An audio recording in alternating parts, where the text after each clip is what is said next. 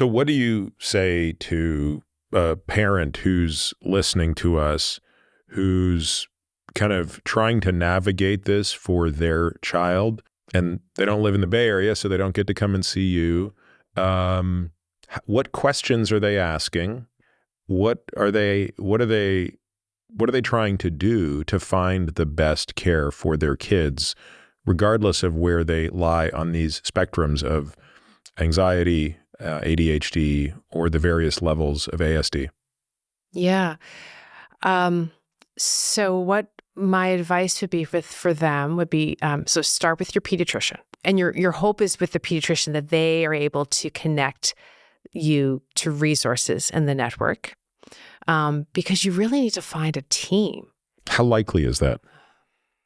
I mean, it's hard. Yeah, if you don't live in Boston or I don't know, San Francisco or or major cities, I'm guessing that this multidisciplinary approach does not exist. It's not easy to find. So what are the options then? What's the next best thing? Yeah, you try to create your team. But the thing is, I talk to families all the time. It is so stressful for a parent who's in a situation like this, because they don't know anything about this. They weren't educated. They could be highly educated. And then we're talking about families who actually, if you speak a different language and don't have higher education, this is a disaster.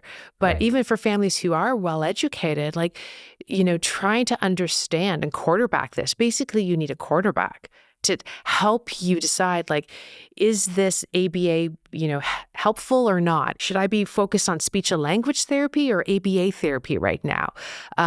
What should I be advocating for at my IEP meetings? You really need someone to help you with that roadmap. So we need to help families more with that. I think of myself as a Sherpa sometimes, guiding people along this journey. And it's the roadmap of at every year we pivot and turn, okay, where should we spend more time? Is it in social skill groups? Is it speech therapy? What should we be asking for?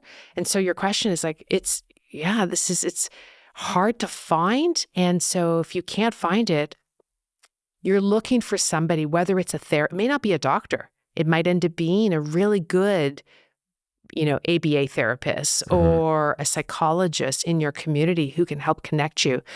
There are state programs. What is a parent asking when they meet a provider to figure out, is this going to be a good fit? I mean, obviously one option is just ask nothing and wait and see how it pans out. And in 6 months, ask yourself the question, hey, is my kid doing better today than they were 6 months ago? But if you as a parent had the chance to meet several providers, so hey, look, I happen to be lucky. I live in a city. There's 3 ABA providers here. I'm going to go and interact with each of them.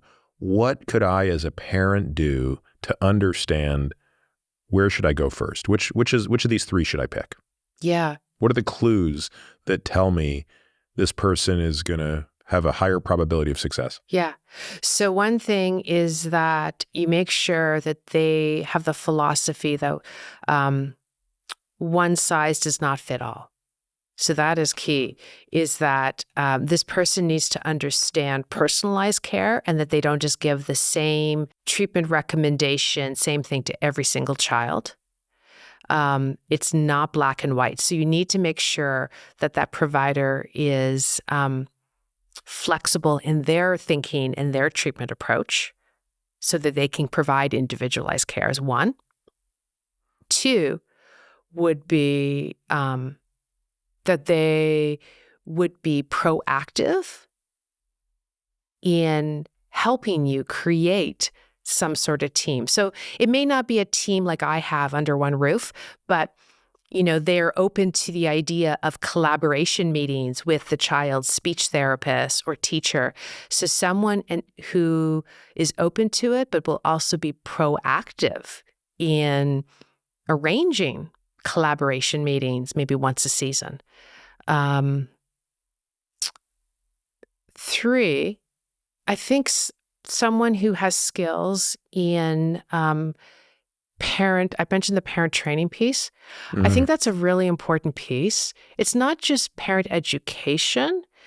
It actually is parent training, because I've seen that really make a difference.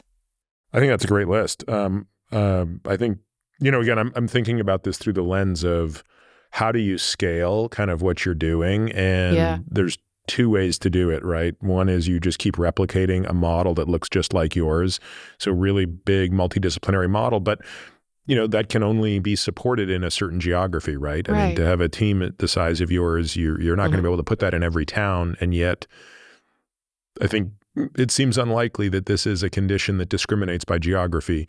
And therefore there's got to be half the kids in this country that are that have any of these conditions are going to be in areas where they're never going to have large turnkey multidisciplinary offerings at their disposal. So their parents are going to have to do sort of the heavy lifting. Yeah. And unlike cancer, right? So if a child gets cancer, a parent and family can go to another city for treatment, right? So if you happen to live in Austin, Texas, when your kid gets a certain type of cancer, but Boston Children's Hospital or, pick your favorite city that has the greatest center for that. It's not an unreasonable thing to potentially go there for treatment. Right. But this is not something you're going to go and do in another city, right? This has to be an integration into your life where you are. For sure. Yeah, because this is the journey. It's not, this isn't a quick thing. This is years. This is a journey.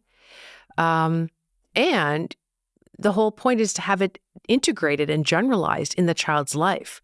We were just talking how, ABA in some like structured clinic that's not our goal. The goal is to have a child showing us these skills in real life, in their real life, in their classroom.